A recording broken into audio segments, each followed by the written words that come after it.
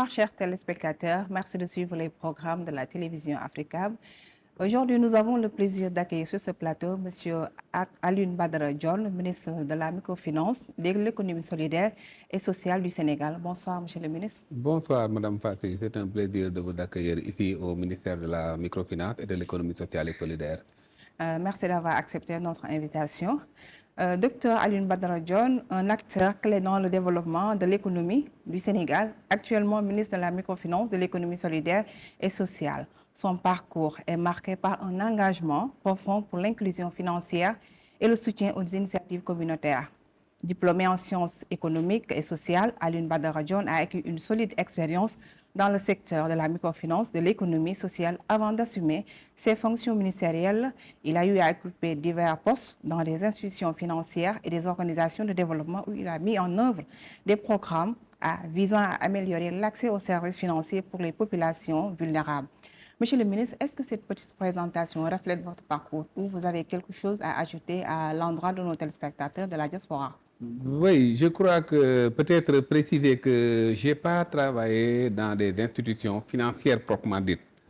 Par contre, j'ai eu à travailler dans des institutions qui avaient en charge la microfinance, notamment pour les organisations féminines.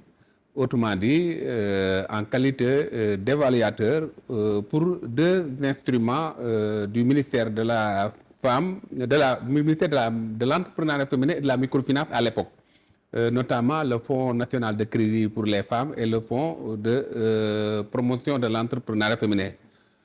Bien avant cela, c'était le ministère de l'entrepreneuriat féminin, de la microfinance et des PME. Voilà, c'était sous le magistère du président Wade. Donc, pas des institutions financières à proprement parler, mais des institutions qui ont des missions d'inclusion financière. C'est la précision que je voulais juste ajouter. D'accord. Vous êtes à la tête de l'économie sociale et solidaire depuis quelques mois. C'est quoi exactement l'économie sociale et solidaire? L'économie sociale et solidaire, il est difficile en fait de donner une définition qui peut refléter voilà, toutes les caractéristiques d'une économie sociale solidaire. Par contre, étant dans un État, et particulièrement dans un ministère qui a en charge cette politique, je vais peut-être me focaliser sur la définition qui a été faite par la loi d'orientation de l'économie sociale solidaire.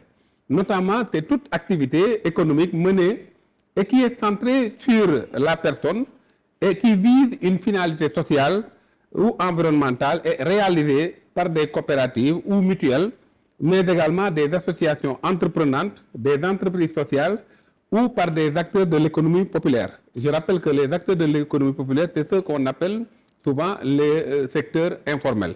Donc c'est ça en fait qui constitue l'économie sociale et solidaire. Et pour mieux préciser cette définition de la loi, il y a en fait trois dimensions dans l'économie sociale et solidaire. La première dimension, c'est la production solidaire. C'est pourquoi vous avez vu des mutuelles, des coopératives et également des associations. Ensuite, il y a la dimension mutualisation ou les mutualités.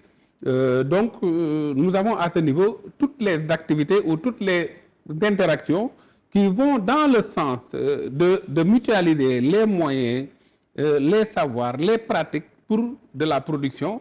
Et enfin, il y a la troisième dimension qui est souvent la dimension moins connue que constitue l'économie sociale. Et souvent, on le compare avec l'action sociale. Ce sont ces trois dimensions maintenant qui font l'économie sociale et solidaire. Parfois, c'est cumulatif, parfois, ce n'est pas cumulatif. On peut trouver un aspect de l'économie sociale solidaire et qu'on n'a pas les autres. Mais dès l'instant qu'on a les trois dimensions, là, on est dans l'économie sociale et solidaire pleine. D'accord. Alors, quelle approche novatrice avez-vous mis pour le secteur comparé à vos prédécesseurs?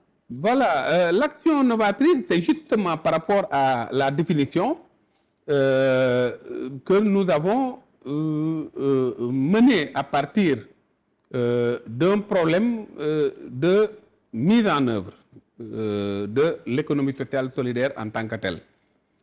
Parce que j'avais l'habitude de dire qu'il n'y avait pas en fait de politique d'économie sociale et solidaire.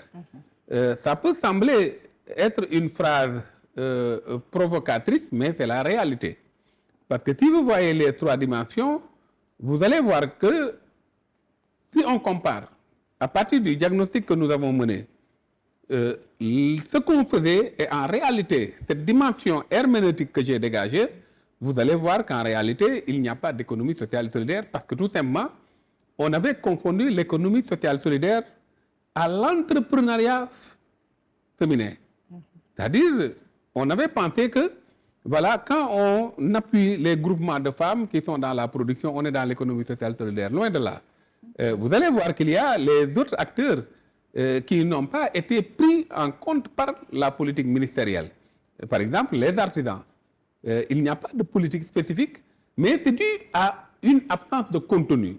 Parce que si on avait le contenu, on aurait compris qu'en réalité, toutes les organisations qui sont dans la fonction de production solidaire, ou qui sont dans les mutualisations, ou qui sont dans l'économie sociale et environnementale, sont dans l'économie sociale et solidaire. C'est la raison pour laquelle l'innovation a porté sur, d'abord, affirmer clairement l'économie sociale et solidaire comme politique, mais également faire la relation qui existe entre les deux sous-secteurs principaux du ministère, à savoir le sous-secteur de la microfinance et le sous-secteur de l'économie sociale et solidaire. Cette absence de compréhension entre les deux sous-secteurs a fait que la microfinance était dynamique, mais l'économie sociale et solidaire était à la traîne, voire était plus ou moins inexistante. C'est pour cette raison qu'on a innové en disant que dorénavant, la microfinance va être reliée à l'économie sociale et solidaire. Ça ne veut pas dire que la microfinance sera là exclusivement pour l'économie sociale et solidaire, non. Mais elle va constituer un instrument pour l'économie sociale et solidaire et maintenant aller vers la véritable économie sociale et solidaire qui va nous permettre de pouvoir créer massivement des emplois décents. Parce que le caractère centré sur l'humain que j'ai évoqué dans la définition fait que on veut réconcilier l'économie à l'humain. C'est ça en fait l'innovation majeure, mais qui a été opérationnalisée à travers ce que nous appelons la stratégie de financement ciblé. Là également, on a fait une innovation majeure parce qu'il n'y avait pas de financement ciblé au niveau du ministère. Il y avait ce que j'appelle la distribution. En Wolof, on dit séddale, que les femmes connaissent bien. Mais ce n'est pas ça qui nous permet de faire une politique. Et nous avons dit qu'il faut rompre avec la distribution, le séddale, pour aller maintenant vers le ciblage qu'on appelle le DAC. DAC, ça veut dire ciblé en Wolof. Donc c'est cette rupture-là que nous avons adoptée et éventuellement, si le temps le permet, je peux aller en profondeur sur le contenu de cette stratégie de financement ciblé. D'accord. Alors, vous avez distribué des agréments économie sociale et solidaire. Quel est l'objectif? Voilà. Là également, ça montre la rupture que nous avons adoptée et qui confirme qu'il n'y avait pas en réalité de politique d'économie sociale et solidaire. Quand bien même que mes prédécesseurs ont beaucoup de mérite à travers la mise en place de la loi sur l'économie sociale et solidaire. Et l'État également a du mérite en érigeant le secteur de l'économie sociale et solidaire et de la microfinance en ministère plein. Donc, ça c'est un atout. Mais par contre, on n'avait pas en réalité cette bonne compréhension qui fait que nous étions dans une situation où il fallait en réalité prendre en compte le secteur de l'économie sociale et solidaire dans une perspective de création d'emplois massifs. Et c'est pour cette raison que nous avons mis en place des mécanismes qui nous ont permis de pouvoir aller dans le sens d'identifier l'ensemble des paramètres qui vont nous permettre de pouvoir réaliser ces objectifs. D'accord. De plus en plus, on parle d'économie sociale, solidaire, effet de mode, ou c'est un véritable moteur de développement? Oui, c'est un outil de développement dans la mesure où on ne peut pas en réalité avoir un développement si l'essentiel des acteurs du développement ou de la création de richesse ne sont pas la majorité, ne sont pas constitués par la majorité des citoyens. Donc, un développement doit être soutenu. Si actuellement, on a un problème avec le PIB ou bien avec le débat sur la croissance économique, c'est justement parce que l'essentiel de la création de richesse ne se repose pas sur la majorité de la population. Et avec l'économie sociale solidaire, c'est là où on a un avantage assez important. Parce qu'avec l'économie sociale solidaire, la majorité des populations vont être celles qui vont créer l'essentiel de la richesse consommée. Et vous allez voir que si vous mettez le focus sur l'économie sociale solidaire à travers une politique d'État, vous allez régler le problème d'emploi. Mais également, vous allez avoir une économie qui est assez équilibrée.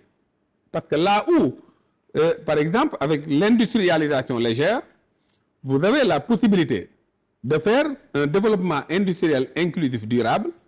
Autrement dit, l'essentiel de ces besoins de consommation, et souvent qui émanent du secteur manufacturier, peut être transposé au niveau de ces organisations d'économie sociale solidaire.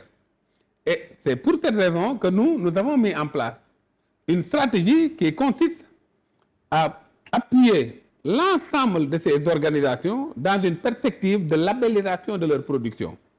Autrement dit, nous veillons à ce que toutes les organisations de l'économie sociale solidaire puissent produire des produits de qualité, mais également qui répondent aux normes d'hygiène et de sécurité. D'ailleurs, c'est ça qui nous a poussé à mettre en place ce qu'on appelle les boutiques de l'économie sociale solidaire, que sont les boutiques sources, les boutiques technologiques, les boutiques uniproduction et les boutiques témoins. Ces 4 boutiques constituent l'agrégation de toute la chaîne de valeur de la production de biens et services issus de l'environnement immédiat. Et c'est ce qui fait que cette rupture est en réalité la rupture majeure par rapport à nos prédécesseurs. Parce qu'on n'avait pas en réalité une approche chaîne de valeur dans l'économie sociale solidaire, et c'est l'innovation que nous avons également apportée pour révolutionner le secteur. D'accord. Le Sénégal vient de lancer Vision 2050. Quels sont les principaux objectifs de la politique publique Sénégal de 2050 en matière de microfinance et de l'économie solidaire? Voilà. En fait, par rapport à la Vision 2050, là également, c'est la rupture majeure que nous avons par rapport aux politiques précédentes. Parce que dans les politiques précédentes, on n'avait pas en réalité une visibilité d'abord du secteur de l'économie sociale solidaire et de la microfinance dans la contribution au développement, mais également on n'avait pas pris en compte la dimension planification de ce secteur. Parce que si vous regardez bien, dans le plan Sénégal émergent par exemple, vous n'avez pas de repères pour mettre en œuvre votre politique d'économie sociale et solidaire. Vous pouvez le faire à travers la lettre de politique sectorielle de développement, mais il n'y a pas une précision dans l'orientation à travers le plan Sénégal émergent. Et c'est ce qui fait que, avec la vision 2050, on a clairement identifié l'économie sociale solidaire par 3 dimensions de contribution. D'abord, l'économie sociale solidaire va être un secteur clé dans la création de richesses. Ça, c'est un. Ces produits, comme je l'ai dit tantôt, vont être labellisés. Ensuite, l'économie sociale solidaire va contribuer au développement local à travers les pôles économiques que nous allons mettre en place, mais également l'innovation sociale. Autrement dit, on va systématiser l'économie sociale comme dimension de l'économie sociale, parce que, n'oublions pas, le principe de centrage sur l'humain. Et c'est ce qui fait que ces trois aspects nous permettront d'avoir, comme l'a bien édicté le document qui a été mis en œuvre, une bonne mobilisation de l'épargne intérieure, mais également un renforcement du dispositif de financement de l'économie, conformément à la deuxième dimension que j'ai évoquée tantôt, mais également l'amélioration des systèmes financiers décentralisés. Donc, cette vision-là, que nous avons pour 2050, a été déclinée de manière claire et précise à travers ces orientations, mais également les mécanismes que nous avons au niveau du ministère vont contribuer à atteindre ces objectifs. Chers téléspectateurs, je rappelle que nous recevons sur ce plateau de questions à débattre M. le ministre Alioune Badara Dione, ministre de la Microfinance, de l'économie solidaire et sociale du Sénégal. Alors, M. le ministre, comment la stratégie du gouvernement prévoit-elle de renforcer l'inclusion financière des populations vulnérables? L'inclusion financière, d'abord, nous allons viabiliser le mécanisme et le système d'octroi des financements. C'est ça qui n'existait pas en réalité. Parfois, moi, j'ai l'impression que nous sommes dans un nouveau ministère, ou du moins, c'est comme si nous venons de démarrer. Ça peut sembler bizarre, mais je parle sous le contrôle de mes collaborateurs. Ça veut dire qu'il y a vraiment un retard. Non, mais vous ne pouvez même pas imaginer. Moi, je le dis, hein, ce n'est pas parce que c'est mon ministère, mais je me dis que c'est le ministère le plus important par rapport au contexte géopolitique, mais par rapport à la problématique de l'emploi des jeunes. Nous vivons une période où il y a les agressions liées plus ou moins à la pauvreté, l'immigration irrégulière, qui vraiment constitue un fléau pour tous les États. Mais quand je constate que les gouvernements précédents n'avaient pas en réalité compris l'enjeu, je sais pourquoi nous sommes dans une situation de départ ou de démarrage. Je donne l'exemple de l'emploi. D'accord. On avait toujours accusé à tort, je dis bien, la formation. Quand bien même que la formation, dans le secteur de l'économie sociale solidaire, moi j'ai pu voir que parfois on n'a même pas besoin de financement avec certaines organisations. Vous allez vers certaines organisations, vous leur faites une formation, mais elles sont extrêmement satisfaites. Et certaines vous disent que nous avons besoin de formation, pas de financement. Il y a de ces organisations, vous leur demandez 30 millions, ils peuvent le sortir. Ils ont des capacités financières extrêmement importantes. Mais vous allez voir que c'est vraiment optimisé. Et par rapport à l'emploi, vous allez voir que ce problème d'emploi, ou en tout cas de formation, en réalité n'était pas le problème. Mais c'était plutôt la matière. Je ne dis pas la matière à emploi, mais la matière à activité. C'est-à-dire qu'il y a énormément de potentialité dans les terroirs qui peuvent nous permettre de fabriquer des produits de substitution. Ce que j'appelle les produits de l'économie immédiate. À chaque fois, quand vous voyez une personne qui est là, bien présentée, c'est toute une économie qu'il y a derrière. À travers son habillement, à travers le bain, les produits, voilà, les soins de corps, etc. Mais également l'environnement. Tout ce qu'on utilise en termes de savon, en termes de produits détergents, en termes de ces services liés aux consommations récurrentes.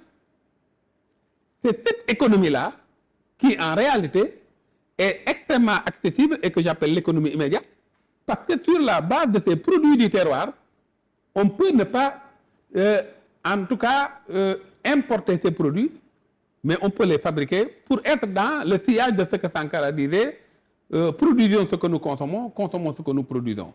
Une dernière question sur la microfinance. Quelles mesures spécifiques seront mises en place pour soutenir les acteurs de l'économie solidaire? Voilà, les mesures spécifiques d'abord, c'est l'approche co-construction que nous avons mis en place en signant des conventions avec l'ensemble des ministères qui sont partie prenante dans l'écosystème de l'économie sociale solidaire. Pourquoi je parle d'écosystème de l'économie sociale solidaire? C'est que nous, ministère de la microfinance et de l'économie sociale solidaire, on a la fonction de production solidaire. Comment renforcer cette production solidaire? Comment renforcer cette finalité sociale et environnementale? Comment également renforcer les mutualisations de ceux et celles qui sont dans les organisations? C'est ça notre fonction. Mais comme vous le voyez, ceux et celles qui sont dans les organisations appartiennent à d'autres ministères. Donc la première mesure a été d'abord de contractualiser avec ces ministères pour aller vers une optimisation et un véritable ciblage de l'intervention de l'État. On n'aura plus de doublons, on n'aura plus de dispersion et on va rationaliser les dépenses. Et du coup, nous sommes dans la perspective d'inviter l'ensemble des mécanismes qui sont dans le financement de nous rejoindre dans cette stratégie de financement ciblé. Et du coup, ceux qui ne sont pas dans cette stratégie de financement ciblé que nous avons prônée risquent de plomber les efforts que le ministère de la microfinance est en train de faire. C'est pourquoi on veut les inviter à venir vers nous et aller dans le sens de l'efficacité et de l'efficience de l'action publique. Ça, d'abord, c'est la première mesure. L'autre mesure, c'est comme je l'ai dit, c'est le package. Autrement dit, c'est tout un ensemble de produits qui sont mis en place dans le cadre du ciblage, dans le cadre de l'appui ou bien dans le cadre de l'offre de services publics que l'État amène. Et de ce point de vue, nous avons pris des dispositions qui vont dans le sens mise en œuvre de l'économie sociale solidaire à travers la fonction cible et la fonction, disons, création de richesse. Donc c'est ça en fait l'enjeu majeur que nous avons adopté, notamment comme mesure qui nous permet, voilà, de rendre beaucoup plus performante la politique étatique. D'accord, monsieur le ministre, si vous me permettez, nous allons parler un peu de la politique, d'actualité politique, avec l'arrestation de l'opposant Bougane Gueye. D'autant plus que il y a une année, vous décriez cette situation. Aujourd'hui, vous êtes au pouvoir, vous êtes membre du parti au pouvoir, PASTEF, et aujourd'hui, on voit qu'un opposant a été emprisonné. Voilà. Bon, ce n'est pas un opposant qui a été emprisonné, mais c'est pas méchant, hein, c'est un irresponsable. Parce que comment? Je ne sais pas, est-ce que lui, en tant qu'homme politique, à mon avis, il devrait au moins avoir des conseillers. Vous avez la possibilité, d'aller aider des citoyens, si vous le désirez, et comme il l'a dit. Mais comment peut-on se permettre de choisir le jour où le président de la République se rend dans une zone militarisée? C'est pourquoi je dis que soit il n'a pas un certain niveau intellectuel, soit il n'a pas de conseiller, soit il voulait faire du vandalisme. Ce sont les trois hypothèses. Et dans tous les cas, quel que soit le cas, c'est gravissime pour quelqu'un qui prétend être un homme politique ou en tout cas qui veut diriger quelque chose. Donc, à mon avis, il faut qu'on lui applique une sanction exemplaire. Le chef de l'État est une institution. Ce n'est pas une question d'opposition. Ce n'est pas un opposant qui a été arrêté, mais un citoyen qui a fait outrage à des agents dans le cadre de l'exercice de leurs fonctions. C'est un citoyen qui n'a pas respecté la fonction que j'ai pu constater. On l'a vu dans la vidéo. L'attitude irresponsable qu'il a adoptée à l'égard des gendarmes. Un gendarme doit être respecté. Ils sont là pour notre sécurité. Ils sont là pour faire régner l'ordre. Nous étions dans l'opposition. Mais quand un gendarme nous arrête, on obtempère. Moi, j'ai toujours été interpellé par des gendarmes, mais avec tout le respect, j'obéis aux ordres. Mais Bougane, qui est-il pour se permettre de parler sur ce ton et de foncer avec le véhicule?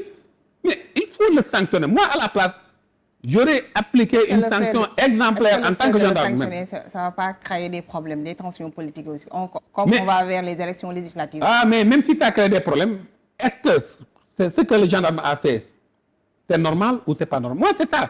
Maintenant, parce que, en fait, si on veut se focaliser sur voilà, les calculs politiques, si on le fait, ça va donner voilà, l'impression que... Non, un État ne fonctionne pas comme ça. L'État, c'est vrai, moi je suis pour la théorie de l'État intelligent. Voilà. Mais un État doit être fort. Est-ce que le ministère aussi, on va parler du débordement du fleuve Sénégal, est-ce que le ministère a eu amené des dons au ministère, la population au Fouta? Justement, voilà une question très intéressante. Voilà. En fait, dans le cadre même des conventions que j'ai évoquées, on s'est rendu dans la région du fleuve, évidemment c'est l'ancienne dénomination, mais dans le Dandemayo, voilà. Matam, etc., pour voir comment on pourrait appuyer ces populations. Mais le problème qui se pose par rapport à notre ministère, c'est que présentement, ils ont davantage besoin d'action sociale. Et nous n'avons pas de ressources pour l'action sociale. C'est ça la difficulté majeure. Alors, on a essayé d'identifier des organisations pour leur financer, parce que nous, quand nous finançons, ils travaillent, font des bénéfices et remboursent. Ce qui n'était pas possible quasiment. C'est la raison pour laquelle on est en train de travailler sur une stratégie pour voir comment, à travers les personnes qui sont impactées dans ces zones, mettre en place un mécanisme de financement qui leur permet à la fois de pouvoir faire des activités, parce que s'ils n'ont même pas l'endroit où véritablement les conditions pour réaliser des activités créatrices de revenus, ça va être extrêmement difficile. C'est pourquoi nous avons pensé que le FOX doit être mis par d'autres ministères comme le ministère des Solidarités. Eux, ils ont des ressources qui leur permettent de pouvoir subventionner, parce qu'il n'y a pas de retour sur investissement, contrairement à notre cas, et d'assister ces populations. En attendant que maintenant nous allons venir dans une deuxième phase avec des financements ciblés par rapport à ces activités. Donc c'est ça la difficulté majeure. On ne peut pas être au même rythme que ces autres ministères parce que nous avons des ressources, comme je l'ai dit, de la microfinance qui passent par les SFD. Parce que ça aussi, je dois le préciser, nous sommes interdits de financer directement les organisations. Parce que j'ai toujours dégagé cette phrase, l'État n'est pas une banque. Donc nous pensons par les SFD pour les financer. Et vous voyez, si maintenant ils ne remboursent pas, on risque de créer des problèmes.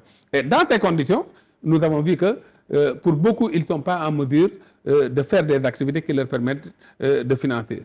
Donc c'est ça la difficulté majeure. Mais quand même, nous sommes très conscients de ce problème. Mais en solidarité avec nos autres collègues, nous suivons de près et nous préparons quelque chose pour venir en complément par rapport à l'action sociale.